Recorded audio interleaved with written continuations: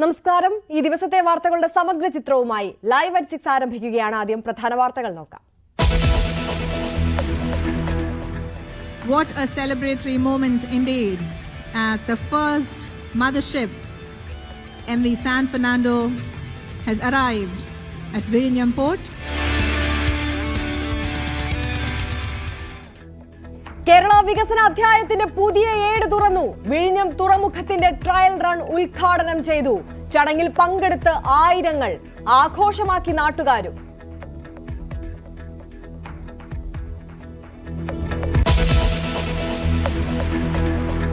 കേന്ദ്ര സർക്കാരിനും അദാനിക്കും നന്ദി പറഞ്ഞ മുഖ്യമന്ത്രി. രാജ്യത്ത് ആദ്യമായി തുറമുഖ നിർമ്മാണത്തിനായി യൂണിയൻ സർക്കാർ വയബിലിറ്റി ഗ്യാപ് ഫണ്ട് അംഗീകരിച്ചത് ഈ തുറമുഖത്തിന് വേണ്ടിയാണെന്ന പ്രത്യേകതയുമുണ്ട്. ആ കാര്യത്തിൽ കേന്ദ്ര ഗവൺമെന്റിനോടുള്ള നന്ദി രേഖപ്പെടുത്തട്ടെ. UPA സർക്കാരിന് വിമർശനം. അന്ന് കേന്ദ്രം മൻമോഹൻ സിംഗ് നേതൃത്വം കൊടുക്കുന്ന സർക്കാരായിരുന്നു. ആ സർക്കാർ അതിന് അനുമതി നിഷേധിച്ചു. ഉമ്മൻചാണ്ടിയുടെ പേര് പറയാതെ പിണറായി. തരൂരിനും ഉമ്മൻചാണ്ടിക്കും നന്ദി പറഞ്ഞ് കരുണാദാനി. People of Vizhinjam and Thiruvananthapuram, to Shri Shashi Tharoor ji, Honorable Member of the Parliament for Thiruvananthapuram, to the late Shri Oman Chandi ji, to my Adani colleagues who put their heart and soul into this project. വികസനത്തിൽ രാഷ്ട്രീയം പാടില്ലെന്ന് M. Vincent MLA. ഉമ്മൻചാണ്ടിയെ പ്രശംസിച്ച് AN Shamseer.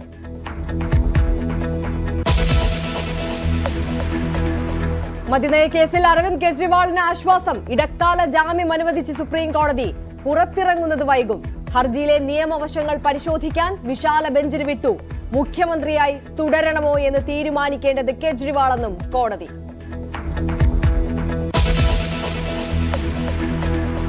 സംസ്ഥാനത്ത് പനിക്കണക്കുയരുന്നു. ചികിത്സ തേടുന്നവരുടെ എണ്ണത്തിൽ വർധന. നെയ്യാറ്റിൻകരയിൽ ഒരാൾക്ക് കൂടി കോളറ. ക്ലോറിനേഷൻ നടത്തുന്നതായി നഗരസഭ. കോച്ചിനെതിരായ പീഡന പരാതിയിൽ വീഴ്ച സമ്മതിച്ച് KCA. മാപ്പ് പറഞ്ഞ് ജയേഷ് ജോർജ്. മനുവിനെ സംരക്ഷിക്കില്ല. പരാതി ലഭിച്ചപ്പോൾ പോലീസിന് കൈമാറിയെന്നും വിശദീകരണം.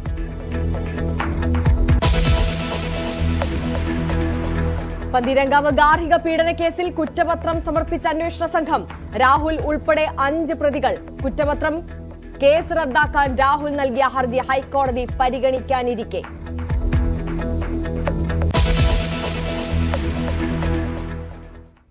വിശദമായി നോക്കാം. വിഴിഞ്ഞം രാജ്യാന്തര തുറമുഖത്ത് ചരക്കുനീക്ക ട്രയൽ റണ്ണിന് ഔദ്യോഗിക തുടക്കം. സ്വപ്ന സാക്ഷാത്കാര നിമിഷമെന്ന ട്രയൽ റണ്ണിന്റെ ഔദ്യോഗിക ഉദ്ഘാടനം നിർവഹിച്ച് മുഖ്യമന്ത്രി പിണറായി വിജയൻ പറഞ്ഞു. വിഴിഞ്ഞം യാഥാർത്ഥ്യമായതോടെ കേരളത്തിലെ വികസന അധ്യായത്തിന്റെ പുതിയ ഏട് തുറക്കപ്പെടുകയാണ്. 2028 വിഴിഞ്ഞം സമ്പൂർണ്ണ തുറമുഖമായി മാറുമെന്നും മുഖ്യമന്ത്രി പറഞ്ഞു.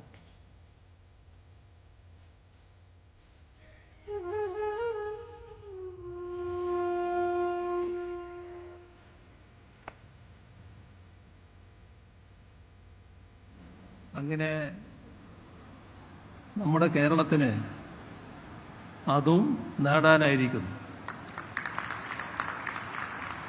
ദീർഘകാലത്തെ സ്വപ്നം യാഥാർത്ഥ്യമായി തീരുകയാണ്. ഇതിന് സഹായിച്ച, ഇതുമായി സഹകരിച്ച, ആവശ്യമായ പിന്തുണ നൽകിയ എല്ലാവർക്കും കേരളത്തിൻ്റെ കൃതജ്ഞത ആദ്യമായും രേഖപ്പെടുത്തട്ടെ. വിഴിഞ്ഞം യാഥാർത്ഥ്യമാകുമ്പോൾ നമ്മുടെ കേരളത്തിൻ്റെ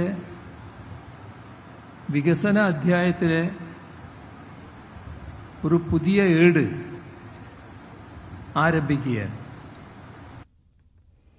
അന്താരാഷ്ട്ര ലോബികൾ പദ്ധതിയെ തുരങ്കം വെക്കാൻ ശ്രമിച്ചുവെന്ന് മുഖ്യമന്ത്രി വ്യക്തമാക്കി. എന്നാൽ വിഴിഞ്ഞം അന്താരാഷ്ട്ര തുറമുഖമായി ഉയരണമെന്ന കാര്യത്തിൽ പണ്ടേ വ്യക്തതയുണ്ടായിരുന്നുവെന്നും അഴിമതിക്കോ ചൂഷണത്തിനോ ഉള്ള ഉപാധിയായി വിഴിഞ്ഞം മാറരുതെന്ന നിർബന്ധമായിരുന്നു ഉണ്ടായിരുന്നതെന്നും മുഖ്യമന്ത്രി വിശദീകരിച്ചു. തുടക്കത്തിലുള്ള പ്രതിസന്ധികളെ തരണം ചെയ്ത് അതിവേഗതയിലാണ് പുലിമൂട്ടിന്റെ നിർമ്മാണം പൂർത്തിയാക്കിയത്. ഇപ്പോ 2960 മീറ്റർ നിർമ്മാണം പൂർത്തിയായി കഴിഞ്ഞു. ഇതില് 2500 മീറ്ററോളം അക്രോപോഡ് ഉപയോഗിച്ച് സുരക്ഷിതമാക്കിയിട്ടുണ്ട്. ഇതോടനുബന്ധിച്ച് വിഴിഞ്ഞം മുതൽ ബാലരാമപുരം വരെ 11 കിലോമീറ്റർ പ്രകൃതി സൗഹൃദ തുരങ്ക റെയിൽവേ പാത നിർമ്മിക്കുന്നതിന് DPR സമർപ്പിച്ചിട്ടുണ്ട്. അതിന് കേന്ദ്ര സർക്കാരിന്റെ അംഗീകാരം ലഭിക്കുകയും ചെയ്തു. പൊതു സ്വകാര്യ പങ്കാളിത്തത്തിന്റെ പ്രാധാന്യം വ്യക്തമാക്കുന്നതാണ് വിഴിഞ്ഞം പദ്ധതിയെന്ന് ചടങ്ങിൽ മുഖ്യാതിഥിയായ കേന്ദ്ര തുറമുഖ ഷിപ്പിംഗ് മന്ത്രി സർബാനന്ദ സോനോവാൾ പറഞ്ഞു. I am so happy to be here today in the beautiful state of Kerala for the celebration of the arrival of the first mothership in Vizhinjam International Seaport. Malayalis are warm and hospitable in nature. Their commitment, honesty and integrity is unparalleled. The scenic beauty of the state of Kerala and its deep cultural and artistic heritage has always enthralled me and compelled me to visit Kerala again and again. പദ്ധതി യാഥാർത്ഥ്യമാക്കിയതിന് LDF, UDF, BJP നേതാക്കൾക്ക് നന്ദി അറിയിക്കുന്നതായി Adani port CEO Karan Adani പറഞ്ഞു. I extend my deep gratitude on behalf of the Adani Group and on my own behalf to you, Honorable Chief Minister Shri Pinarayi Vijayan ji, for guiding us through the most difficult part of this project and its execution on the ground. I would also like to thank Honorable Union Minister Shri Sonowal ji for providing generous and continuous support, as well as helping us supporting in the VGF grant at the center.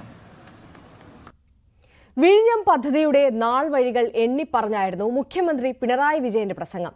പദ്ധതിക്ക് അനുമതി നേടിയെടുക്കുമെന്ന് പ്രഖ്യാപിച്ച VS Achuthanandan സർക്കാർ 2007 tender വിളിച്ചതും Manmohan Singh സർക്കാർ അനുമതി നിഷേധിച്ചതും വിശദീകരിച്ച മുഖ്യമന്ത്രി 2011 ഉമ്മൻചാണ്ടി സർക്കാരിനെ കുറിച്ച് പരാമർശിച്ചതേയില്ല.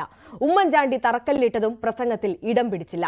എന്നാൽ ചടങ്ങിൽ സംസാരിച്ച കോവളം MLA M വിൻസെന്റ് തുറമുഖത്തിന് ആവശ്യമായ സ്ഥലം ഉൾപ്പെടെ ഏറ്റെടുത്തത് ഉമ്മൻചാണ്ടി സർക്കാരിന്റെ കാലത്താണെന്ന് വിശദീകരിച്ചു. വികസനത്തിന്റെ കാര്യത്തിൽ രാഷ്ട്രീയം ഉപേക്ഷിക്കണമെന്ന് പറഞ്ഞത് EMS ആണെന്ന് ഓർമ്മിപ്പിച്ച വിൻസെന്റ് ചടങ്ങിൽ പ്രതിപക്ഷ നേതാവിന്റെ സാന്നിധ്യം വേണമായിരുന്നുവെന്നും ചൂണ്ടിക്കാട്ടി. അമ്മക്കപ്പൽ എത്തുന്നതിന് മുമ്പ് തന്നെ തുടങ്ങിയ വാക്പോരാണ് പുതിയൊരു രാഷ്ട്രീയ വിവാദത്തിലേക്ക് വഴിവെച്ചിരിക്കുന്നത്. 1996 EK നയനാർ സർക്കാരിൻ്റെ കാലം മുതൽ വിഴിഞ്ഞം രാജ്യാന്തര തുറമുഖം യാഥാർത്ഥ്യമാക്കുന്നതുമായി ബന്ധപ്പെട്ട് നടന്ന ചർച്ചകളെക്കുറിച്ചടക്കം 40 മിനിറ്റ് നീണ്ട സുദീർഘമായ പ്രസംഗത്തിൽ മുഖ്യമന്ത്രി ഓരോ കാര്യങ്ങളായി എടുത്തെടുത്ത് പറഞ്ഞപ്പോഴും 2015 ഓഗസ്റ്റ് മാസം 17-ാം തീയതി ഈ വിഴിഞ്ഞം തുറമുഖത്തിൻ്റെ കരൺ അദാനിയുമായി അന്നത്തെ മുഖ്യമന്ത്രി ഉമ്മൻചാണ്ടി ഒപ്പുവെച്ചതിനെക്കുറിച്ച് ഒരു വാചകം പോലും പരാമർശിക്കാതിരുന്നതാണ് പ്രതിപക്ഷം വലിയ രാഷ്ട്രീയ ആയുധമാക്കി മാറ്റുന്നത്. അതിനിടയിൽ കരൺ അദാനി തന്നെ മുഖ്യപ്രഭാഷണം നടത്തുന്നതിനിടയിൽ കരാർ ഒപ്പുവെക്കാൻ കാരണക്കാരനായ മുൻ മുഖ്യമന്ത്രി ഉമ്മൻചാണ്ടിയെക്കുറിച്ചും അന്നത്തെ സ്ഥലം MP ആയിരുന്ന ശശി തരൂരിനെക്കുറിച്ചും ഹൃദ്യമായ ഭാഷയിൽ അവരോട് നന്ദി പറയുന്നു, അവരുടെ സേവനങ്ങൾ ഹൃദ്യമായ രീതിയിൽ ഓർക്കുന്നുവെന്നുകൂടി പരാമർശിച്ചതിന് പിന്നാലെയാണ് M വിൻസെന്റ് MLA ആശംസാ പ്രസംഗം നടത്തിയത്. അതിനിടയിലാണ് മുഖ്യമന്ത്രിയായിരുന്ന ഉമ്മൻചാണ്ടി അന്ന് ഈ കരാർ ഒപ്പിട്ടതിൻ്റെ പേരിൽ കേൾക്കേണ്ടി വന്ന പഴികൾ ചെറുതൊന്നുമല്ല എന്ന വിമർശനം പരോക്ഷമായി ഇടതുപക്ഷത്തിന് നേരെ നടത്തിയത്. To the warm and welcoming people of Vizhinjam and Thiruvananthapuram, to Shri Shashi Tharoor ji, Honorable Member of the Parliament for Thiruvananthapuram, to the late Shri Oman Chandi ji, to my Adani colleagues who put their heart and soul into this project, and also to the many leaders present here who put aside all their political differences to see Kerala's dream come true. ഗവൺമെൻറ്റുകളുടെ തുടർച്ചയാണ് ഇത്. നേരത്തെ ഇവിടെ അധ്യക്ഷൻ സൂചിപ്പിച്ചതുപോലെ ഇതിന് മുൻപുള്ള ഓരോ ഗവൺമെൻറ്റുകളും ഈ വിഴിഞ്ഞം തുറമുഖം വരണമെന്ന കാര്യത്തിൽ ആത്മാർത്ഥമായ പരിശ്രമം നടത്തിയിട്ടുണ്ട്. അത് ആത്യന്തികമായി എത്തിച്ചിട്ടുള്ളത് ശ്രീ ഉമ്മൻചാണ്ടി സാറാണെന്നുള്ള കാര്യം ഞാൻ ഈ അവസരത്തിൽ അനുസ്മരിക്കുകയാണ്. അതിൻ്റെ പേരിൽ ഒരുപാട് പഴികൾ അദ്ദേഹം കേട്ടിട്ടുണ്ട്. അതിൻ്റെ പേരിൽ ജുഡീഷ്യൽ അന്വേഷണവും വിജിലൻസ് അന്വേഷണവും ഉൾപ്പെടെയുള്ള അന്വേഷണങ്ങളെല്ലാം അദ്ദേഹം നേരിട്ടിട്ടുണ്ട് എന്നുള്ളത് ഞാൻ ഓർക്കുകയാണ്. തീർച്ചയായും ഇന്ന് അദ്ദേഹം കൂടി ജീവിച്ചിരുന്നിരുന്നുവെങ്കിൽ ഏറ്റവും അധികം സന്തോഷിക്കുന്നതും അദ്ദേഹമായിരുന്നു. നമ്മളോടൊപ്പം അദ്ദേഹവും ഏറ്റവും അധികം സന്തോഷിക്കുമായിരുന്നു.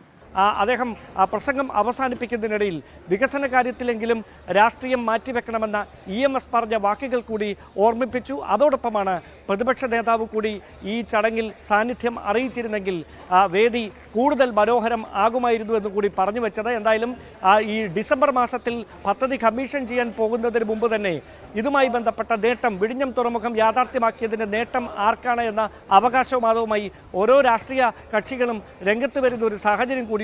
എന്തായാലും എത്ര തന്നെ അവഗണിച്ച് മാറ്റി നിർത്താൻ ഓരോ പേരുകളും ശ്രമിച്ചാലും അതത് രാഷ്ട്രീയ കക്ഷികൾ അവരുടെ കാലത്ത് ഏത് തരത്തിലാണ് വിഴിഞ്ഞം പദ്ധതി യാഥാർത്ഥ്യമാക്കുന്നതിന് വേണ്ടി നടത്തിയ ഇടപെടലുകൾ എന്ന കാര്യത്തെക്കുറിച്ച് വ്യക്തമായി പരാമർശിക്കുന്ന തരത്തിലായിരുന്നു ഉദ്ഘാടന വേളയിൽ വേദിയിൽ നടത്തിയ പ്രഭാഷണങ്ങളിൽ മുഴുവൻ നിറഞ്ഞു നിന്നത്. എന്തായാലും ഈ വിവാദം ഇവിടം കൊണ്ട് അങ്ങ് കെട്ടടങ്ങില്ല. വരും ദിവസങ്ങളിൽ നിയമസഭാ തെരഞ്ഞെടുപ്പ് വരെ നീണ്ടു നിൽക്കുന്ന തരത്തിലേക്ക് വിഴിഞ്ഞം തുറമുഖവുമായി ബന്ധപ്പെട്ട വികസന നേട്ടം അത് ഉയർത്തിക്കാണിക്കാൻ ഇടത് സർക്കാരും അതോടൊപ്പം ഇതിന് തുടക്കമിട്ടതിൻ്റെ ക്രെഡിറ്റ് തങ്ങൾക്കാണ്, ഇത് തങ്ങളുടെ കുഞ്ഞാണ് എന്ന് പറഞ്ഞ് നിയമസഭയിൽ തുടക്കമിട്ട അവകാശവാദങ്ങൾ രാഷ്ട്രീയ പ്രചാരണമാക്കി മാറ്റാൻ UDF ശ്രമിക്കുമെന്ന കാര്യത്തിൽ യാതൊരു സംശയവും വേണം. ഡാൻ കുര്യന്റെ റിപ്പോർട്ടാണ് കണ്ടത്. ഉമ്മൻചാണ്ടിയെ പ്രശംസിച്ച് സ്പീക്കർ AN ഷംസീർ. ഉമ്മൻചാണ്ടിയുടെ നിസ്തുലമായ സംഭാവനകളും ആത്മസമർപ്പണവും ഓർക്കാതെ ഈ ചരിത്ര നിമിഷം പൂർത്തിയാകില്ലെന്ന് സ്പീക്കർ ഫേസ്ബുക്കിൽ കുറിച്ചു.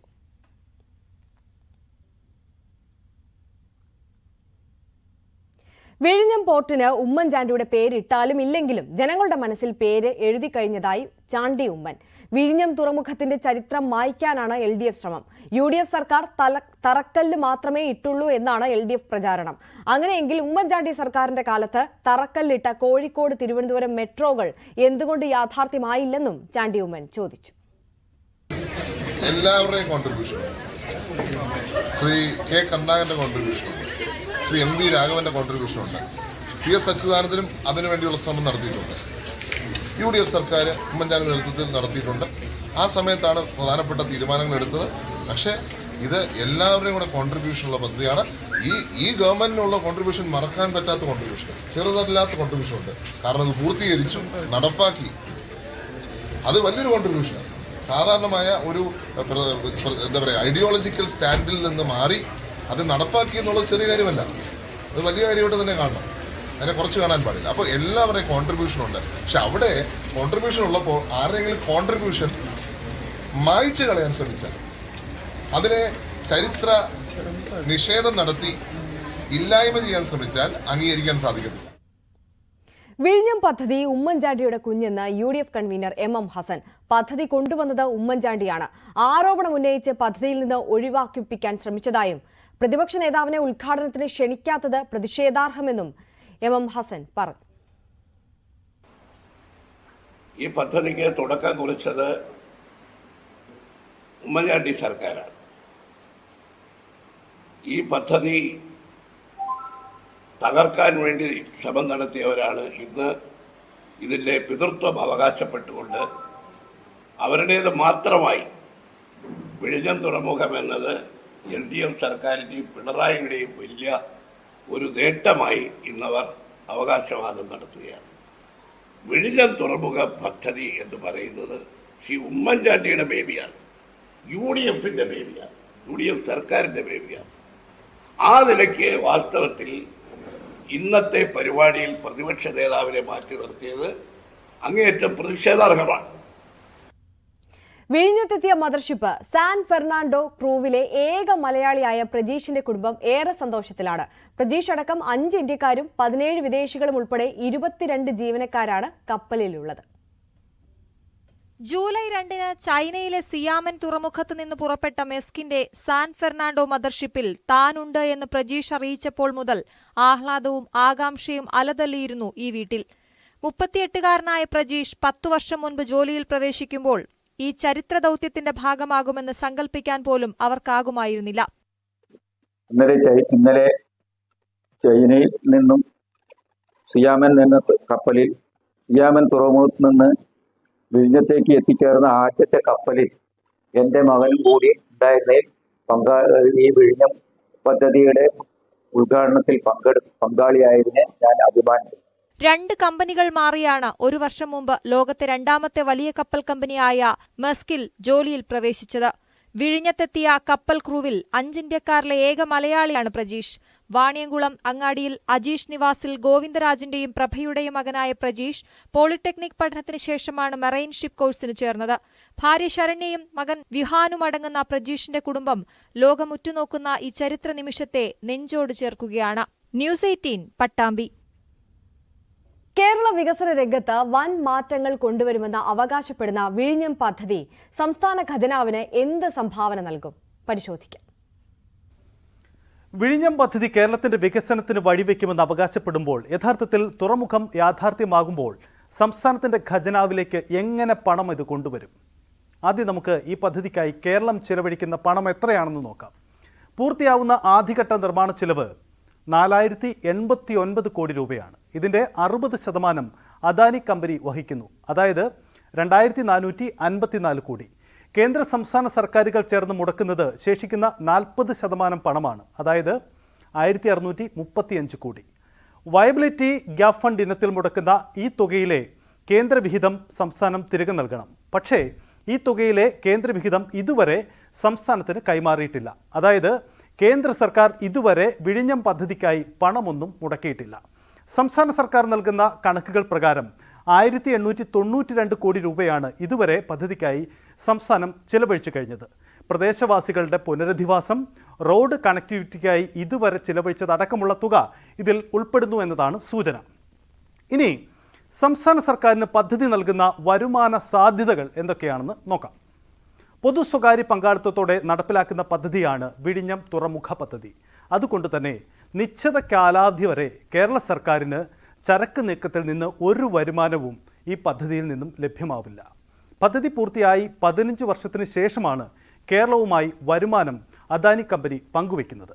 2019 ഡിസംബറിൽ ആദ്യഘട്ടം പൂർത്തിയാകുമെന്നായിരുന്നു പ്രതീക്ഷിച്ചിരുന്നത്. എന്നാൽ 5 വർഷം വൈകി. പക്ഷേ ഇത് വരുമാനം പങ്കുവയ്ക്കലിനെ ബാധിക്കില്ല. നേരത്തെ നിശ്ചയിച്ചതുപോലെ തന്നെ 2034 സംസ്ഥാനവുമായി അദാനി കമ്പനി വരുമാനം പങ്കുവയ്ക്കും. പക്ഷേ വരുമാനത്തിൻ്റെ 1% മാത്രമാണ് 2034 ഇങ്ങനെ പങ്കുവയ്ക്കപ്പെടുന്നത്. കരാർ പ്രകാരം വിവിധ വർഷങ്ങളിലെ വരുമാന പങ്കുവയ്ക്കൽ ഇങ്ങനെയാണ്. അതൊന്ന് നോക്കാം. 2034 12.33 കോടിയാണ് പങ്കുവയ്ക്കപ്പെടുക. 2035 ഇത് 25.98 കോടിയായി വർദ്ധിക്കും. 2036 40.97 കോടി രൂപയായി ഇത് വർദ്ധിക്കും. രാജ്യാന്തര കപ്പൽ ചാലിൽ നിന്നും 12 നോട്ടിക്കൽ മൈൽ ദൂരത്തിൽ മാത്രമാണ് വിഴിഞ്ഞം തുറമുഖം സ്ഥിതി ചെയ്യുന്നത്. അതുകൊണ്ട് തന്നെ സിംഗപ്പൂർ, കൊളംബോ, സലാല, ദുബായ് തുറമുഖങ്ങൾക്ക് ലഭ്യമായിരുന്ന 2500 കോടിയോളം രൂപയുടെ ചരക്ക് നീക്കം ഇനി മുതൽ വിഴിഞ്ഞം വഴിയാകുമെന്നാണ് പ്രതീക്ഷിക്കപ്പെടുന്നത്. കരാർ പ്രകാരം 40 വർഷം അദാനി കമ്പനിക്ക് വിഴിഞ്ഞം തുറമുഖം കൈവശം വയ്ക്കാം. ഇതിനുശേഷം പൂർണ്ണമായി കേരള സർക്കാരിൻ്റെ ഉടമസ്ഥതയിലേക്ക് ഈ പദ്ധതി മാറിക്കഴിയും. സ്വാഭാവികമായും അന്നു മുതലുള്ള വരുമാനം പൂർണ്ണമായി സംസ്ഥാന ഖജനാവിലെത്തും. 10 വർഷത്തിന് ശേഷം 1% വരുമാനം മാത്രമേ സംസ്ഥാനത്തിന് ലഭ്യമാകൂ എങ്കിലും കേരളത്തിന് മറ്റ് നിരവധി സാധ്യതകൾ തുറന്നു കിട്ടപ്പെടുന്നുണ്ട്. 50,000-ഓളം പുതിയ തൊഴിലവസരങ്ങൾ സൃഷ്ടിക്കപ്പെടുന്നു. വിഴിഞ്ഞം കേന്ദ്രീകരിച്ച് തിരുവനന്തപുരത്ത് ആകെ തന്നെ ഉണ്ടാകുന്ന അനുബന്ധ പ്രാദേശിക വികസനം, ചരക്ക് നീക്കത്തിന് ചിലവ് കുറയുമ്പോൾ വിലക്കുറവിനുണ്ടാവുന്ന സാധ്യത, തുറമുഖ അനുബന്ധ വ്യവസായ മേഖല ഉണ്ടാവുന്നത് കൊണ്ട് തന്നെ പുതിയ തൊഴിൽ സാധ്യതകളും സൃഷ്ടിക്കപ്പെട്ടേക്കാം. ഇങ്ങനെ നിരവധി സാധ്യതകളാണ് കേരളത്തിന് മുന്നിലുണ്ടാവുന്നത്. TG സജിത്തിന്റെ റിപ്പോർട്ടാണ് കണ്ടത്. വിഴിഞ്ഞത്ത് ആദ്യ കപ്പൽ അടുക്കുമ്പോൾ ഏറെ ആഘോഷത്തോടെ തുടങ്ങിയ വല്ലാർപാടം കണ്ടെയ്നർ ടെർമിനൽ ഇപ്പോഴും പൂർണ്ണമായും ലക്ഷ്യപ്രാപ്തിയിൽ എത്തിയിട്ടില്ല. പോയ വർഷങ്ങളെ അപേക്ഷിച്ച് അടുത്ത നാളുകളിൽ വളർച്ച നേടാൻ ആയത് ആശ്വാസം പകരുന്നുണ്ടെങ്കിലും വിഴിഞ്ഞം വല്ലാർപാടത്തിന്റെ നഷ്ടം കൂട്ടുമോ എന്ന ആശങ്കയും രംഗത്തുണ്ട്. 2011 ഫെബ്രുവരി 11 കണ്ടെയ്നർ കൈമാറ്റത്തിന് മാത്രമായി കൊച്ചി പോർട്ട് ട്രസ്റ്റ് വല്ലാർപാടത്ത് പുതിയ ടെർമിനൽ തുറന്നത്. ദുബായ് പോർട്ട് വേൾഡാണ് നടത്തിപ്പുകാർ. 25 കണ്ടെയ്നർ നിരകൾ വരെ കൈകാര്യം ചെയ്യാൻ കഴിവുള്ള അത്യാധുനിക ഷിപ്പ് ടു ഷോർ മെഗാമാക്സ് ക്രെയിനുകൾ തുടങ്ങി സുസ്ഥിരമായ ചരക്ക് നീക്കത്തിന് സാധ്യമായതെല്ലാം കഴിഞ്ഞ 13 വർഷത്തിനിടയ്ക്ക് വല്ലാർപാടത്ത് യാഥാർത്ഥ്യമാക്കിയിട്ടുണ്ട്. ഒരു വർഷം 10 ലക്ഷം കണ്ടെയ്നർ എന്ന ലക്ഷ്യത്തിലേക്ക് പക്ഷേ ഇനിയും എത്താനായിട്ടില്ല. എങ്കിലും വല്ലാർപാടത്തിന് മുന്നിൽ വിശാല സാധ്യതകളുണ്ടെന്ന് ഈ രംഗത്തുള്ളവർ പറയുന്നു. നിലവിൽ കൊളംബോ അടക്കമുള്ള തുറമുഖങ്ങളിലുള്ള പോർട്ടിലെ കൺജഷൻ നമ്മളുടെ സാധ്യതകൾ വർദ്ധിപ്പിക്കുകയാണ് ചെയ്യുന്നത്. കൊച്ചിയിൽ ഇപ്പോൾ നിലവിൽ പുതിയ 2 ഗാൻട്രി ക്രെയിൻസും കൂടെ വന്നതുകൊണ്ട് തന്നെ അത്യാധുനികങ്ങളായ ക്രെയിനുകളും മറ്റ് അനുബന്ധ സൗകര്യങ്ങളും എല്ലാം കൊച്ചിയിലും അവൈലബിൾ ആണ്. അതുതന്നെയാണ് വിഴിഞ്ഞത്തും അവൈലബിൾ ആയിട്ടുള്ളത്. തീർച്ചയായിട്ടും 2 കൂട്ടർക്കും നന്നായിട്ടേ വരികയുള്ളൂ. ഡ്രഡ്ജിംഗ് ആണ് നമ്മുടെ ഏറ്റവും വലിയൊരു കോസ്റ്റ്. അതുകൊണ്ട് ആ ഒരു കോസ്റ്റ് കൊണ്ട് നമ്മുടെ പൈലറ്റേജ് ഏത് പോർട്ട് നോക്കുകയാണെങ്കിലും അതിലെല്ലാം ഏറ്റവും ഒരു കൂടുതലായിട്ട് നിൽക്കുന്ന ഒരു ഇതാണ്. ആ ഡ്രഡ്ജിങ്ങിന്റെ പാർട്ട് സെൻട്രൽ ഗവൺമെന്റ് ഏറ്റെടുക്കണം. കാരണം ഇപ്പം കൽക്കട്ട പോർട്ടിൽ സെൻട്രൽ ഗവൺമെന്റാണ് ഡ്രഡ്ജിങ്ങിന്റെ എൻ്റയർ കോസ്റ്റ് വഹിക്കുന്നത്. അതുപോലെ തന്നെ കൊച്ചിൻ പോർട്ടിലും ആ ഡ്രഡ്ജിംഗ് കോസ്റ്റ് സെൻട്രൽ ഗവൺമെന്റ് ഏറ്റെടുക്കാമെന്നുണ്ടെങ്കിൽ തീർച്ചയായിട്ടും കൂടുതൽ കപ്പലുകളെ കൊച്ചിയിലേക്ക് അട്രാക്ട് ചെയ്യുന്നതിനും കൊച്ചിയിലെ റേറ്റുകൾ കുറച്ചു വയ്ക്കുന്നതിനും അത് വളരെയധികം സഹായമാകും. 2023-24 സാമ്പത്തിക വർഷത്തിൽ മുൻ വർഷത്തെ അപേക്ഷിച്ച് 5.03% വർധനവുമായി 32.94 മില്യൺ ടൺ ചരക്ക് തുറമുഖം കൈകാര്യം ചെയ്തത് പ്രതീക്ഷ നൽകുന്നതാണ്. എങ്കിലും വിഴിഞ്ഞം തുറമുഖം യാഥാർത്ഥ്യമാകുമ്പോൾ വിദേശ കപ്പലുകൾ വല്ലാർപാടത്തെ ഒഴിവാക്കാൻ സാധ്യതയുണ്ടെന്നും വിലയിരുത്തപ്പെടുന്നു. സാരമായി തന്നെ ബാധിക്കും. കാരണം വല്ലാർപാടത്ത് നിന്ന് കൊളംബോയിലേക്കും സലാലയിലേക്കുമാണ് പോകുന്നത് ഇന്റർനാഷണൽ കാർഗോകൾ പറഞ്ഞു. ഇനിയിപ്പോൾ അതിന്റെ ആവശ്യമില്ലല്ലോ. നമുക്ക് നേരിട്ട് വിഴിഞ്ഞത്തേക്ക് കൊണ്ടുപോയി കഴിഞ്ഞാൽ അവിടെ നിന്ന് നേരിട്ട് ട്രാൻസ്ഷിപ്പിന് നടക്കുന്നൊരവസ്ഥ വരും. ഒരുപക്ഷെ വിഴിഞ്ഞത്തിന്റെ ഒരു അനുബന്ധ സ്ഥാപനമായി കുറച്ച് വർക്ക് കിട്ടിയാലായി നമുക്ക് അത്രേ ഉള്ളൂ. ഞങ്ങൾക്ക് ആർക്കും പ്രതീക്ഷയില്ല. വല്ലാർപാടത്തുള്ള പല ഷിപ്പിംഗ് കമ്പനികളും ഇപ്പോൾ തന്നെ അതിന്റെ പ്രവർത്തന കേന്ദ്രം വിഴിഞ്ഞത്തേക്ക് മാറ്റിക്കഴിഞ്ഞിരിക്കുന്നു. നാം കെട്ടിപ്പൊക്കിയ ഒരു സൗധം, ഒരു സ്വപ്ന സൗധം അങ്ങനെ തന്നെ ഇടിഞ്ഞു പൊളിഞ്ഞു പോയിരിക്കുകയാണ് ഇപ്പോഴും. വല്ലാർപാടത്ത് ചരക്ക് നീക്കത്തിന് കൂടുതൽ തുക മുടക്കേണ്ടി വരുന്നുവെന്ന പരാതിയും നിലവിലുണ്ട്. ആഭ്യന്തര ചരക്ക് നീക്കത്തിന് റെയിൽവേയും റോഡ് ഗതാഗതവും ആശ്രയിച്ചാൽ വല്ലാർപാടത്തിന്റെ നില കൂടുതൽ പരിങ്ങലിലാകും. ന്യൂസ് 18 കൊച്ചി. കൂടുതൽ വാർത്തകൾ ഇടവേളയ്ക്ക് ശേഷം.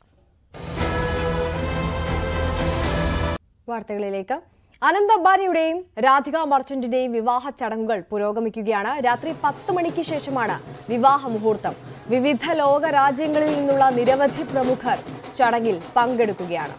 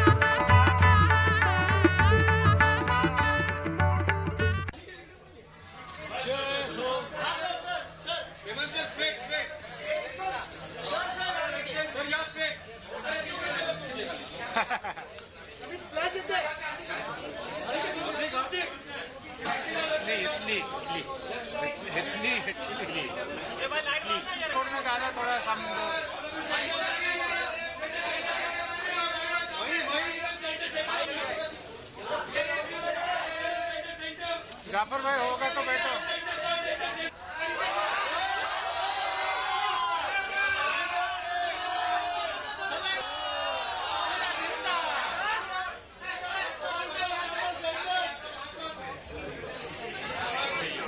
अरे वो सलमान खान की भांजी है, मारो मारो।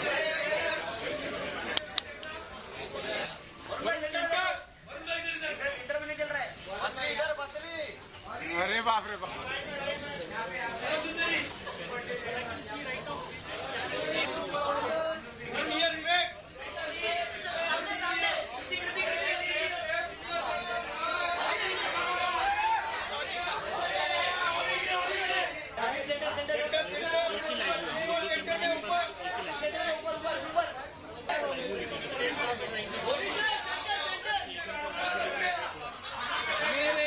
അനന്ത് അംബാനിയുടെയും രാധിക മർച്ചന്റിന്റെയും വിവാഹ ചടങ്ങുകൾ പുരോഗമിക്കുകയാണ് മുംബൈയിൽ.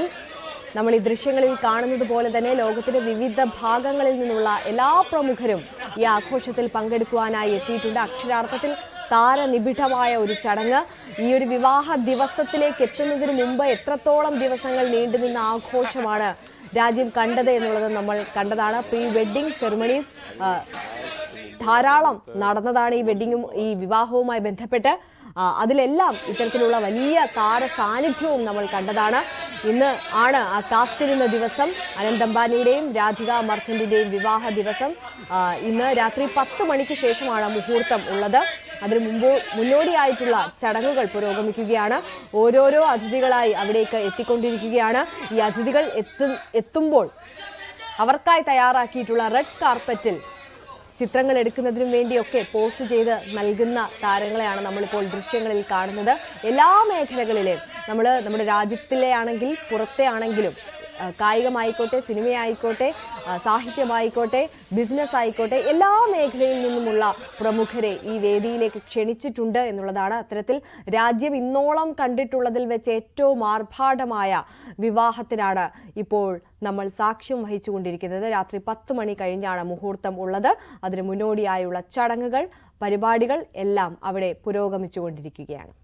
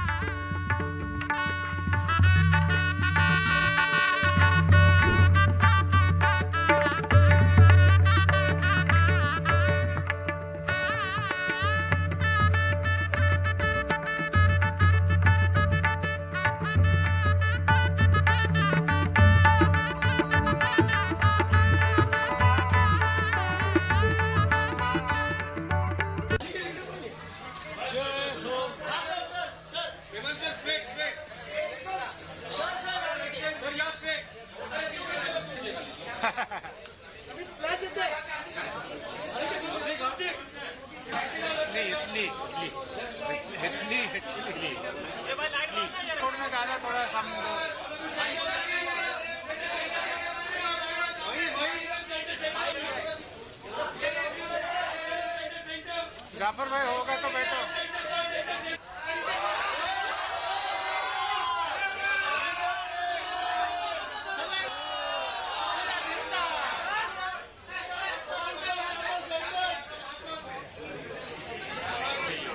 अरे वो सलमान खान की भांजी है, मारो मारो।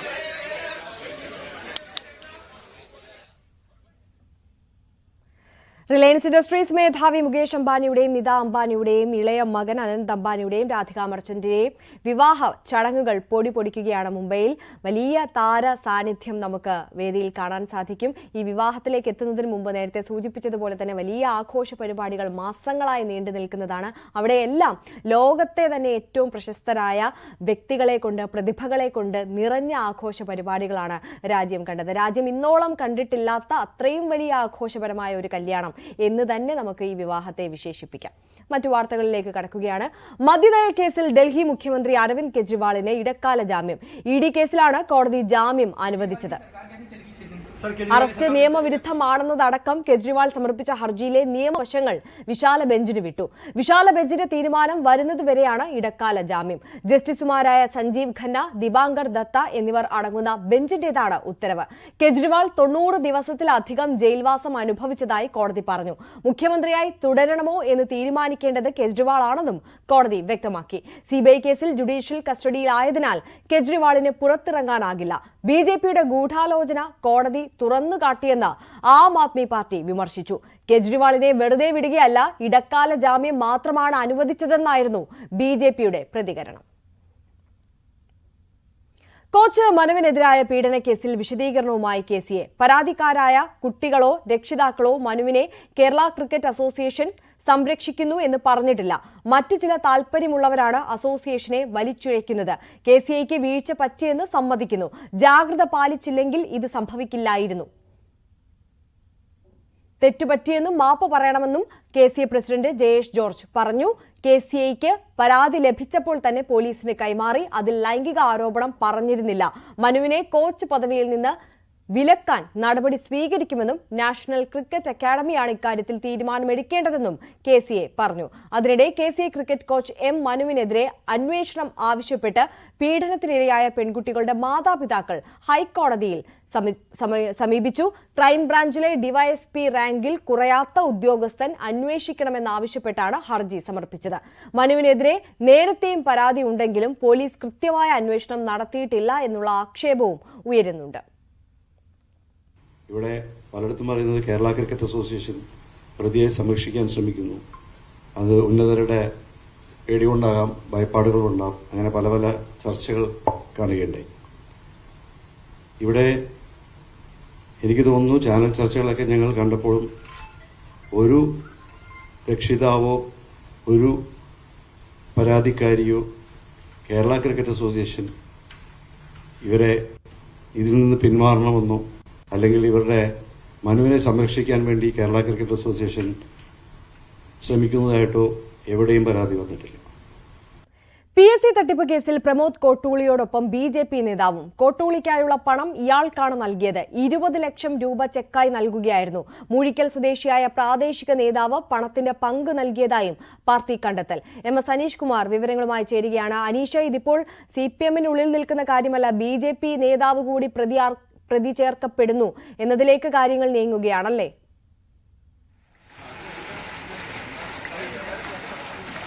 തീർച്ചയായും ഈ കേസിൽ കൂടുതൽ മാനങ്ങൾ, രാഷ്ട്രീയ മാനങ്ങൾ കൈവരുന്നു എന്നാണ് നമുക്ക് മനസ്സിലാക്കേണ്ടിയിരിക്കുന്നത്. CPM അതിന്റെ അന്വേഷണം ഏതാണ്ട് പൂർത്തിയാക്കി കഴിഞ്ഞിരിക്കുന്നു. ആഭ്യന്തര അന്വേഷണം നാളെ നടക്കുന്ന ജില്ലാ കമ്മിറ്റി യോഗം ഇക്കാര്യം വളരെ വിശദമായി പരിശോധിക്കും. ഇത്തരത്തിൽ തയ്യാറാക്കിയ റിപ്പോർട്ടിലാണ് പ്രമോദ് കോട്ടൂളിയെ കൂടുതൽ പ്രതിക്കൂട്ടിലാക്കുന്ന കാര്യങ്ങളുള്ളത്. ഇതിൽ ഒരു BJP പ്രാദേശിക നേതാവ് കൂടി ഉൾപ്പെട്ടിട്ടുണ്ട് എന്നാണ് CPM-ന്റെ വിലയിരുത്തൽ. നേരത്തെ മൂന്നാമതൊരാൾ ഈ പ്രമോദ് കോട്ടൂളിയുടെയും ഈ പണം നൽകിയ ഡോക്ടറുടെ ഭർത്താവിന്റെയും പൊതു സുഹൃത്തായ മറ്റൊരാളുടെ പേരിലാണ് 20 ലക്ഷത്തിന്റെ ചെക്ക് നൽകിയതെന്നായിരുന്നു കണ്ടെത്തിയത്.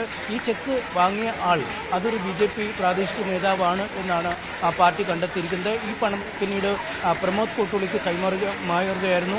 ലഭിച്ച പണത്തിന്റെ ഒരു പങ്ക് പ്രമോദ് കോട്ടൂളി ഇയാൾക്ക് നൽകിയിട്ടുണ്ട് എന്നും കണ്ടെത്തിയിരിക്കുന്നു. ഒപ്പം ഈ ആരോഗ്യവകുപ്പിലെ സെക്രട്ടറി എന്ന പേരിൽ ഈ BJP നേതാവായ ആൾ ഈ ജോലി ആവശ്യപ്പെട്ട കുടുംബവുമായി ചില ചർച്ചകൾ നടത്തിയിരുന്നുവെന്നും വ്യാജമായ രീതിയിൽ നടത്തിയിരുന്നുവെന്നും കണ്ടെത്തിയിട്ടുണ്ട്. എന്തായാലും ഇതടക്കമുള്ള വളരെ വിശദമായ റിപ്പോർട്ടാണ് തയ്യാറാക്കിയിരിക്കുന്നത്. ഒപ്പം ഈ നവധാര കോട്ടൂളി എന്ന പേരിൽ ഒരു പ്രാദേശികമായ ഒരു സംഘടന നേരത്തെ പ്രമോദ് കോട്ടൂളി രൂപീകരിച്ചിരുന്നു.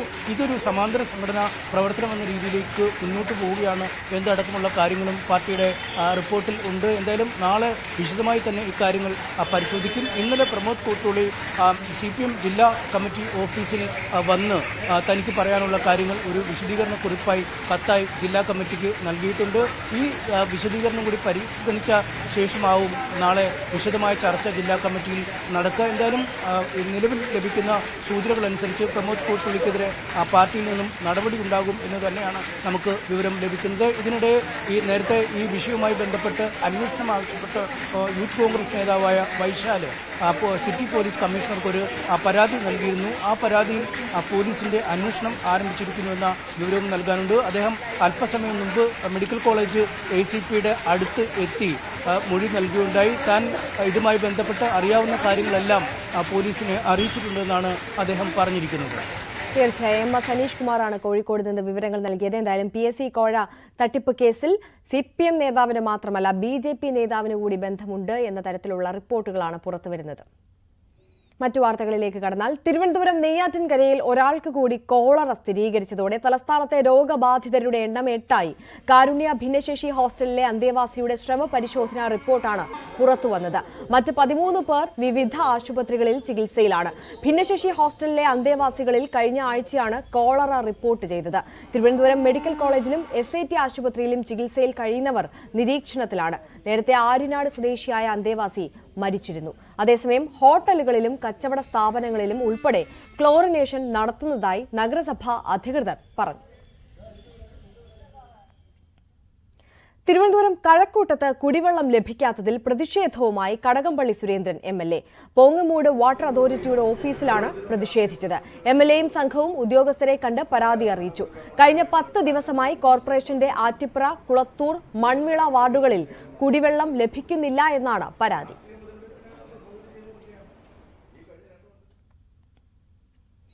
വധശിക്ഷയ്ക്ക് വിധിക്കപ്പെട്ട സൗദി അറേബ്യയിലെ ജയിലിൽ കഴിയുന്ന അബ്ദുൾ റഹീമിന്റെ മോചനം ഉടൻ സാധ്യമായേക്കും. അടുത്ത കോടതി സിറ്റിംഗിൽ മോചന ഉത്തരവിറങ്ങും. 10 ദിവസത്തിനകം റഹീമിന് വീട്ടിലെത്താൻ ആകുമെന്നാണ് പ്രതീക്ഷിക്കുന്നത്. കേരളവും റഹീമിന്റെ കുടുംബവുമൊക്കെ ഏറെ പ്രതീക്ഷയോടെ കാത്തിരുന്ന ആ ദിവസത്തിലേക്ക് ഇനി വിരലെണ്ണാവുന്ന ദിനങ്ങൾ മാത്രം ബാക്കിയെന്നാണ് നമുക്ക് വിദേശത്ത് നിന്നും സൗദിയിൽ നിന്നുമുള്ള വിവരങ്ങൾ ലഭിക്കുന്നത്. നേരത്തെ തന്നെ റഹീമിനെതിരായ വധശിക്ഷ കോടതി റദ്ദാക്കിയിരുന്നു. അതിനുശേഷം മോചനവുമായി ബന്ധപ്പെട്ട നടപടിക്രമങ്ങൾ ഇപ്പോഴും മുന്നോട്ട് പോയിക്കൊണ്ടിരിക്കുന്നു എന്നതാണ്. എന്തായാലും അടുത്ത ഒരു ഹിയറിംഗ്, ആ ഹിയറിംഗ് കഴിഞ്ഞാൽ റഹീമിന് ജയിലിൽ നിന്നും പുറത്തേക്ക് വിശാലമായ ലോകത്തേക്ക് ഇറങ്ങാൻ കഴിയുമെന്ന പ്രതീക്ഷയാണുള്ളത്. അടുത്ത ഹിയറിംഗിന് ഈ ഹർജി പരിഗണിക്കും. പ്രത്യേകിച്ചും ഈ മോചനവുമായി ബന്ധപ്പെട്ട ഹർജി പരിഗണിക്കുമെന്നാണ് പറയാൻ കഴിയുന്നത്. എന്തായാലും ഏറെ ദിവസങ്ങളായി, ആഴ്ചകളായി ഈ പണം സമാഹരിച്ചു. 47 കോടി രൂപ ലോകത്തു നിന്നുള്ള എല്ലാ നല്ലവരായ മനുഷ്യരും സംഭാവനകൾ നൽകി, ദയാധനം നൽകിയിരുന്നു. ഇത് പിന്നീട് ആ കുടുംബത്തിന്, ഈ മരിച്ച സൗദി കുട്ടിയുടെ കുടുംബത്തിന് കൈമാറുകയും ചെയ്തു. എന്നാൽ അതിനുശേഷവും കോടതിയുടെ നടപടിക്രമങ്ങൾ നീണ്ടുകൊണ്ടേയിരിക്കുകയായിരുന്നു. ഉമ്മ നേരത്തെ പണമായപ്പോൾ മുതൽ ഒരു പ്രതീക്ഷ വളരെ അടുത്ത് എത്തുമെന്ന്, ഇല്ലേ? അങ്ങനെ എത്തുമെന്ന് പറഞ്ഞ് കാത്തിങ്ങനെ ഇരിക്കുന്നല്ലോ. കിട്ടി കാണട്ടെ, അത്രയും പെട്ടെന്ന് എത്തി കാണാനുള്ള രീതിയിലെത്തണം. ഈ കുറെ നാളുകള് ശിക്ഷയായി കഴിഞ്ഞപ്പോഴുള്ളൊരു സങ്കടമായിരുന്നു അല്ലേ? അത് കഴിഞ്ഞ് പണം ഉണ്ടാക്കാനായിരുന്നു പിന്നീട് സങ്കടം. പണമായി കിട്ടി, അവർക്ക് കൊടുത്ത് ചോദിച്ച് എൻ്റെ കുട്ടിയോട് വന്ന് കിട്ടട്ടെ, കാണട്ടെ എന്നുള്ളൊരു പ്രതീക്ഷണത്തിലാണ് ഇപ്പോൾ ഞാനിരിക്കുന്നത്. എല്ലാവരും പിന്നെ ശിക്ഷ ഇളവായിരുന്നു അല്ലേ? അതും ഓരോ ഘട്ടമായിട്ടാണ് വരുമ്പോൾ അപ്പോഴും വിചാരിക്കും ഉടനെ വരും ഉടനെ വരും. അങ്ങനെ കാത്തുനിന്ന് എത്താൻ തെറ്റി. ഇനി എത്രയും പെട്ടെന്ന് വന്ന് കാണട്ടെ, കാട്ടിത്തരട്ടെ. എങ്ങനെ ഇത് കിട്ടിയോണ്ട് നേരെ ഇങ്ങ് പോരും എന്നാണ് പറഞ്ഞത്. എന്നാ വിളിച്ചോ? ഫോണിൽ എന്നാ വിളിച്ചല്ലോ അവസാനം? അവിടുന്ന് നേരിട്ട് ഇങ്ങോട്ട് വരികയാണ് അറിയാം. അവിടുന്ന് വിട്ടാൽ നേരിട്ട് വരയിലേക്ക് എത്തുന്നത്. അടുത്ത ദിവസം എല്ലാം ഫോണിൽ വിളിച്ചായിരുന്നോ? ഫോണിൽ വിളിച്ചപ്പോൾ സംസാരിക്കാൻ പറ്റിയോ? ഞാൻ കഴിയൂല മതി വർത്താനം പറയാൻ. വന്ന് കാണട്ടെ, എന്നാലും വർത്താനം പറയാൻ കഴിയുള്ളൂ. എന്തായാലും ഉമ്മ ഇതാണ്, ഈ വരട്ടെ എന്നുള്ളതാണ്. കുറേ നാളുകളായി ഓരോ സംഭവവാസങ്ങളും ഉണ്ടാകുമ്പോഴും ഉടൻ എത്തുമെന്നൊരു പ്രതീക്ഷയുണ്ട്. ഇനിയും ഒരുപാട് കടമ്പകൾ കടക്കേണ്ടതില്ല എന്നതിൻ്റെ ഒരു ആശ്വാസമാണ് ഉമ്മയ്ക്കും ഈ കുടുംബത്തിനുമുള്ളത്. നാട്ടുകാർ ഒന്നടങ്കം റഹീമിൻ്റെ വരവിനായുള്ള കാത്തിരിപ്പിലാണ്.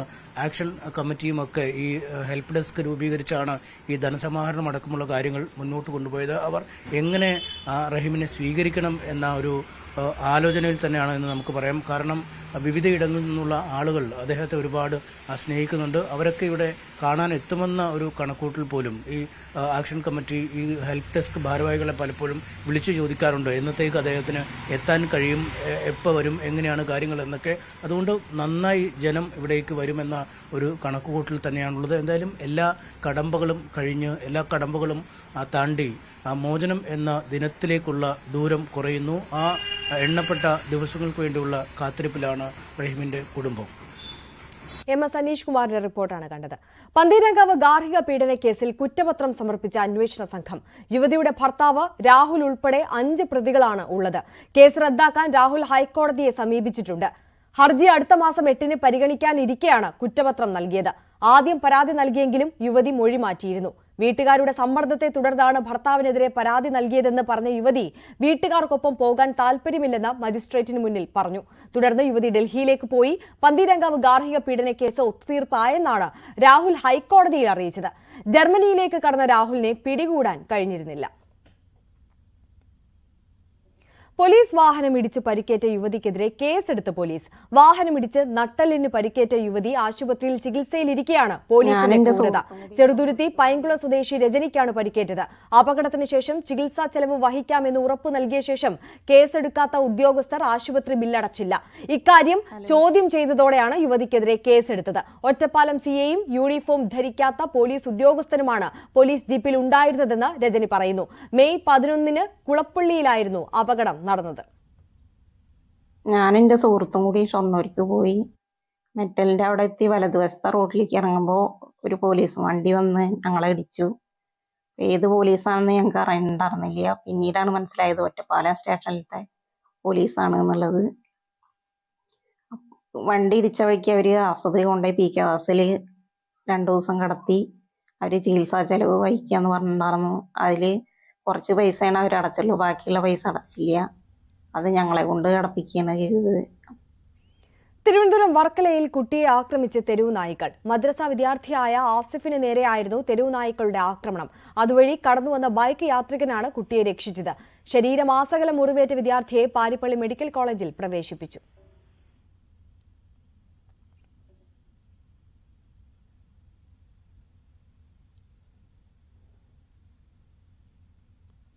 കൂടോത്രം വിവാദത്തിൽ അഭിപ്രായം പറയാനില്ലെന്ന് MM ഹസൻ. സുധാകരൻ എന്തുകൊണ്ട് മറുപടി പറയുന്നില്ല എന്ന കാര്യം തനിക്കറിയില്ല.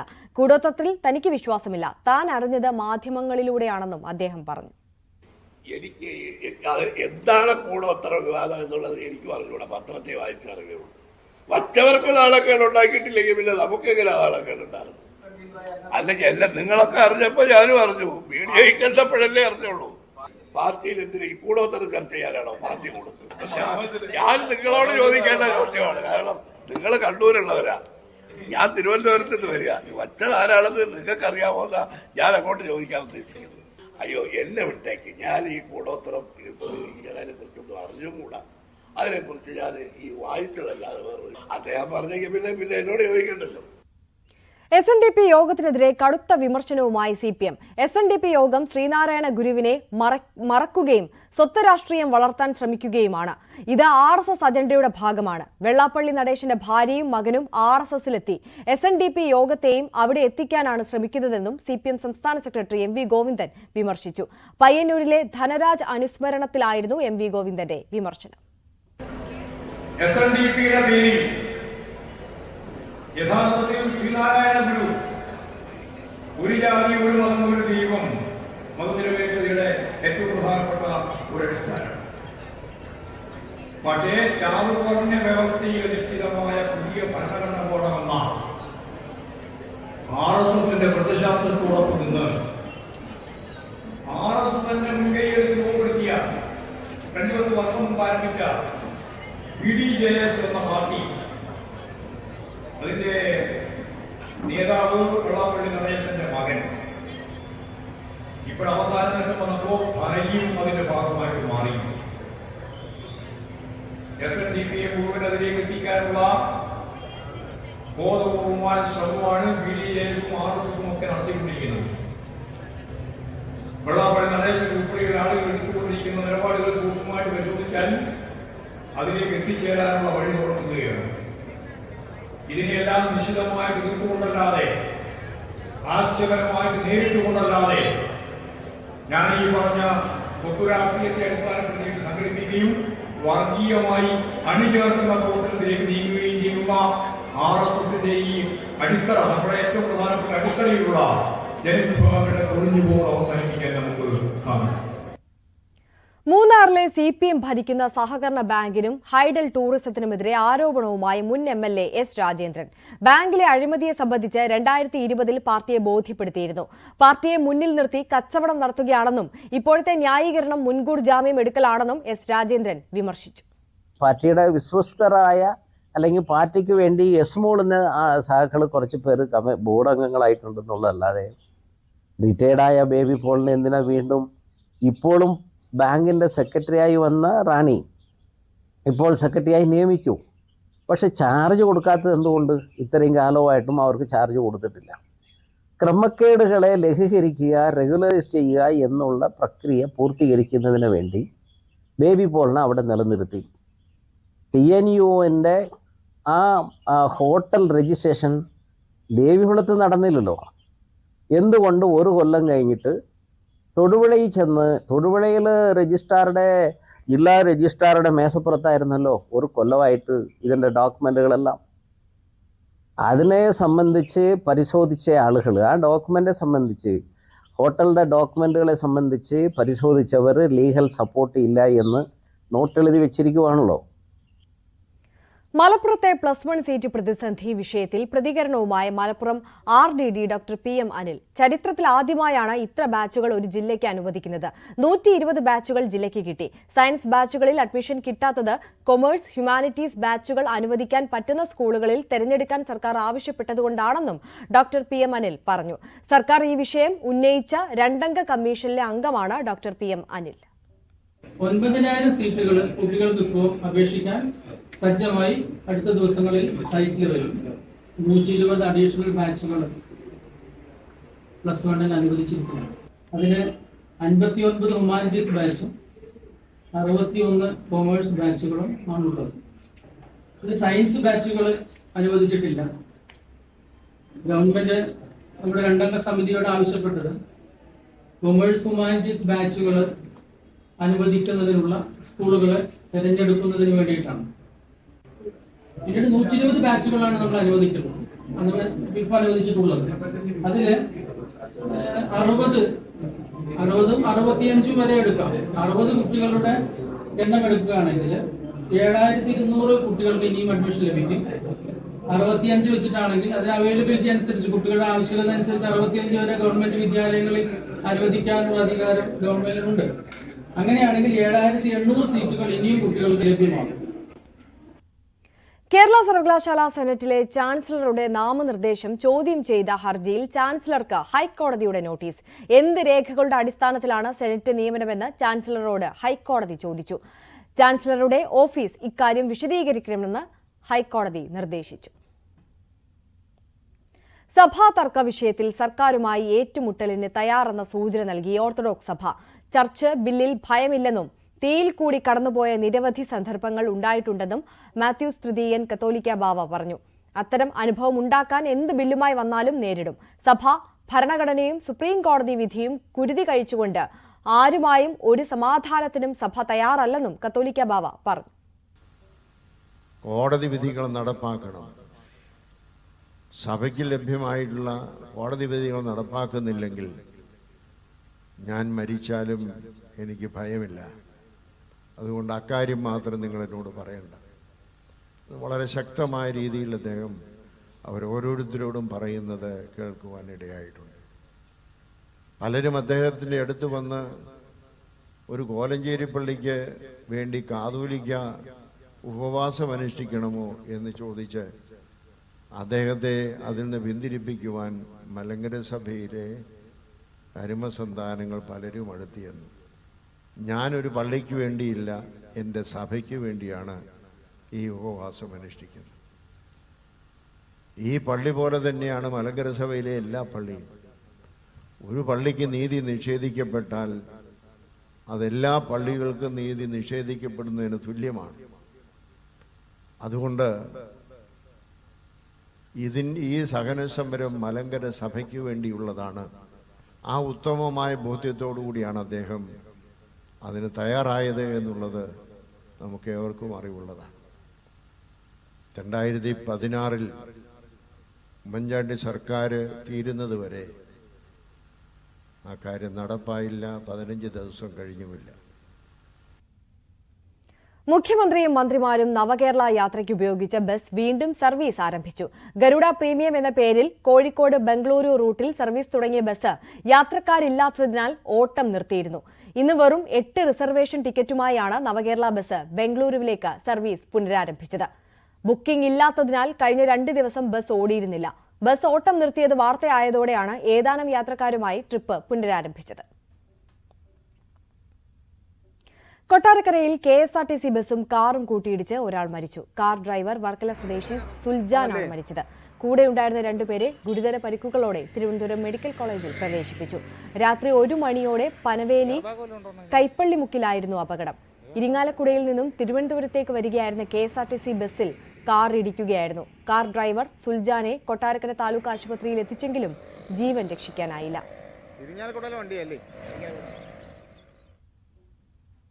ഇടുക്കി മൂന്നാർ കൊളുക്കുമലയിലെ ടൂറിസത്തിന് മോട്ടോർ വാഹന വകുപ്പ് വെല്ലുവിളി ഉയർത്തുന്നതായി ആരോപണം. നിസാര കാരണങ്ങൾ നിരത്തി ജീപ്പ് സഫാരി നടത്തുന്ന 40-ലധികം വാഹനങ്ങൾ വിലക്കിയതായാണ് പരാതി. ഓരോ 3 മാസം കൂടുമ്പോഴും ഫിറ്റ്നസ് ഉറപ്പുവരുത്തിയാണ് ഇടുക്കി മൂന്നാർ കൊളുക്കുമലയിലേക്ക് സഫാരി നടത്തുന്ന ജീപ്പുകൾക്ക് അനുമതി കൊടുക്കുന്നത്. എന്നാൽ ഈ പരിശോധനകൾ പരിഗണിക്കാതെ നിസ്സാര കാരണങ്ങൾ ചുമത്തി ജീപ്പ് സഫാരിയിൽ നിന്ന് 40-ലധികം വാഹനങ്ങൾ വിലക്കിയതായാണ് പരാതി. പരിശോധനയിൽ കണ്ടെത്തിയ ചെറിയ തകരാറുകൾ പരിഹരിക്കാൻ നിർദ്ദേശിക്കാതെ സഫാരിക്കുള്ള അനുമതി തന്നെ നിഷേധിക്കുകയാണെന്നാണ് ആരോപണം. എക്സ്പീരിയൻസ് ഇല്ല എന്ന് പറഞ്ഞ് കഴിഞ്ഞ ജൂൺ 2-ാം തീയതി ഒരു 43 പേരെ നിർത്തിച്ചു. എന്തിനാണെന്ന് വെച്ച് കഴിഞ്ഞാൽ 5 വർഷം എക്സ്പീരിയൻസ് വേണമെന്ന് പറഞ്ഞു. അപ്പോൾ ആദ്യം ഈ കൊളുക്കുമല TTPC ആയിട്ട് ബന്ധപ്പെട്ട് ഒരു 5 വർഷമായിട്ടുണ്ട്. 5 വർഷം അന്ന് ഒരു SAP ഉണ്ടാക്കിയത് 2 വർഷം മേലിലുള്ളവർ ഓടിക്കാമെന്ന് പറഞ്ഞിട്ടാണ് ഒരു നിയമം ഉണ്ടാക്കിയെടുക്കുന്നത്. അപ്പോൾ ഈ തിരക്കില്ലാത്ത സമയത്തിൽ ഈ നിയമം വരും, എന്ത് എക്സ്പീരിയൻസ് വേണം, എക്സ്പീരിയൻസ് ഇല്ലാത്തവർ ഓടിക്കാൻ പറ്റില്ല. തിരക്കാകുമ്പോൾ ഈ എക്സ്പീരിയൻസ് ഒന്നും വേണ്ട, ആർക്ക് വേണമെങ്കിലും ഓടിക്കാം, ഒരു ചോദ്യം കാണില്ല, ഒന്നുമില്ല. പിന്നെ ഞങ്ങളെല്ലാവരും ഇപ്പോൾ പറഞ്ഞല്ലോ, ഒരു 1.5 മാസമായിട്ട് ഇവിടെ കുറേ പേര് വീട്ടിലിരിക്കുക, അവർക്ക് വാൽവാധാരം ഇല്ല. കുറേ പേര് അച്ഛനില്ലാത്തവരുണ്ട്, അമ്മയില്ലാത്തവരുണ്ട്. ഞങ്ങളെല്ലാവരും എസ്റ്റേറ്റിൽ ജനിച്ചു വന്ന മക്കളാണ്. ആർക്കും ഇവിടെ കോടിക്കണക്കിന് സ്വത്തൊന്നും ആർക്കും ഇല്ല. ഞങ്ങൾ ഈ വണ്ടി ഓടിച്ചിട്ടാണ് ദിവസം കഞ്ഞി കുടിച്ച് പോണത്. ഞങ്ങൾക്ക് സ്ഥിരമായിട്ട് ഒരു പ്രശ്നമില്ലാത്ത രീതിക്ക് ആദ്യം പറഞ്ഞതുപോലെ ഈ 2 വർഷം ഉള്ളവർ ഓടിക്കണമെന്ന് പറഞ്ഞ് ആദ്യം നിയമമുണ്ട്, നിയമത്തിലുള്ള SOP എഴുതിയിട്ടുണ്ട്. 180-ലധികം ജീപ്പുകളാണ് കൊളുക്കുമലയിലേക്ക് സർവീസ് നടത്തുന്നത്. വിവിധ വകുപ്പുകളും ഡ്രൈവർമാരുടെ കൂട്ടായ്മയും ചേർന്ന് മുൻപെടുത്തിരുന്ന തീരുമാനങ്ങളിൽ പലതും കൂടിയാലോചിക്കാതെ പരിഷ്കരിച്ചതായും ആരോപണമുണ്ട്. 2 വർഷത്തെ ഡ്രൈവിംഗ് പരിചയം എന്നത് 5 വർഷമായി ഉയർത്തി. ഉടമസ്ഥനല്ലാതെ മറ്റാരും വാഹനം ഓടിക്കരുതെന്ന നിർദ്ദേശവും മുമ്പോട്ട് വച്ചതായും ഡ്രൈവർമാർ പറയുന്നു. ഇതോടെ നിരവധി കുടുംബങ്ങളുടെ ഉപജീവന മാർഗവും പ്രതിസന്ധിയിലായി. ഇന്ന് ഒരു 45 വണ്ടി നിർത്തിയായിരുന്നു. എന്നാന്ന് ചോദിക്കുമ്പോൾ ഇച്ചിരി കല്ലൊക്കെ അടിച്ച് ടയറൊക്കെ പൊട്ടായിരുന്നു. അപ്പോൾ ഈ വണ്ടി അങ്ങനെ കാരണം കാട്ടി വണ്ടി നിർത്തിയായിരുന്നു. അപ്പോൾ ഞങ്ങളിപ്പോൾ നിങ്ങളുടെ ചിന്നക്കൽ പഞ്ചായത്ത് പ്രസിഡൻ്റായിട്ട് വന്ന് ചോദിക്കുമ്പോൾ പുള്ളി പറഞ്ഞു ഇതുപോലെ ഇങ്ങനെ സംഭവിച്ചു, ആദ്യം ഞങ്ങളെ വിളിച്ച് പറഞ്ഞു പറഞ്ഞു. നേരത്തെ 2 കൊല്ലം ഓടിച്ച ഡ്രൈവർ മാത്രം മതി എന്നാണ് പറഞ്ഞായിരുന്നു. ഇപ്പോൾ ആദ്യം പറഞ്ഞു 5 കൊല്ലം വേണം, സർവീസ് ആണെങ്കിൽ 5 കൊല്ലം ഉണ്ടെങ്കിൽ മാത്രം ഓടിക്കാൻ പറഞ്ഞു. ശരി സമ്മതിക്കുമ്പോൾ PCC സർട്ടിഫിക്കറ്റ് മേടിച്ച് ചോദിക്കാൻ പറഞ്ഞു. ആ PCC സർട്ടിഫിക്കറ്റ് ഞങ്ങൾ കണ്ടി ഓടില്ല, ഈ കൊളുക്കുമല വണ്ടി ഓടുന്നത്.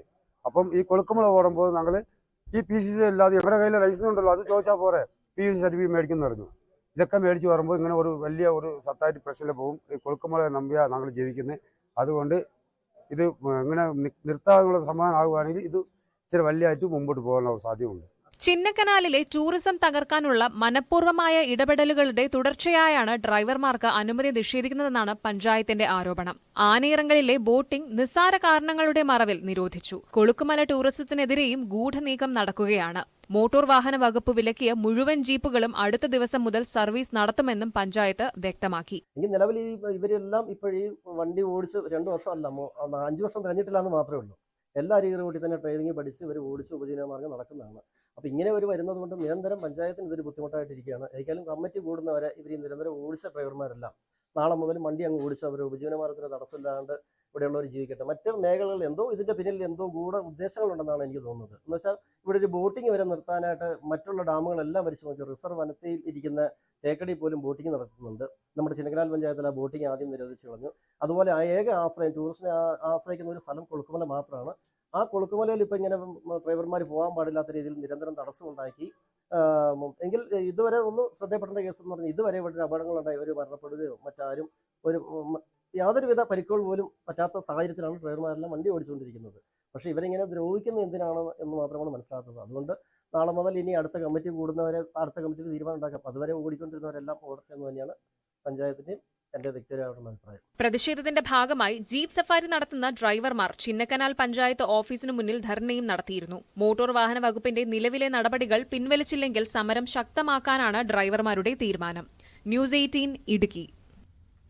11 റെഡി ടു ഈറ്റ് പോത്തിറച്ചി വിഭവങ്ങൾ വിപണിയിൽ അവതരിപ്പിച്ച് പ്രമുഖ ഭക്ഷ്യോൽപ്പന്ന ബ്രാൻഡായ ടേസ്റ്റി നിപ്പിൾസ്. നടി മഡോണ സെബാസ്റ്റ്യനും കമ്പനി MD ചെറിയാൻ കുര്യനും ചേർത്താണ് പരിപാടി ഉദ്ഘാടനം ചെയ്തത്. Kerala buffalo meat curry, stew, fry, biryani തുടങ്ങിയവയാണ് വിപണിയിൽ അവതരിപ്പിച്ചത്. കമ്പനി വൈസ് പ്രസിഡന്റുമാരായ Sunil Krishnan, Jem Zakriya, assistant vice president Nitish Kumar എന്നിവരും പങ്കെടുത്തു. Nibbles spread their aroma far and beyond. More than these, pre-cooked food in a hermetically sealed pouch or can, heated under free of chemical additives, is cleaned up and processed to yield edible meat.